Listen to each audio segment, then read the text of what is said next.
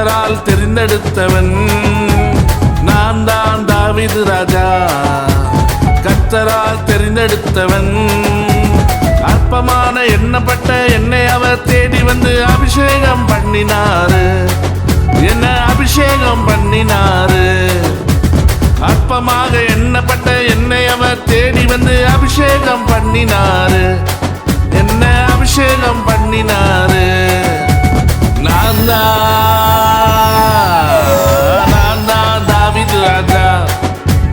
கர்த்தரால் தெரிந்தெடுத்தவன் நான் தான் தாவீது ராஜா.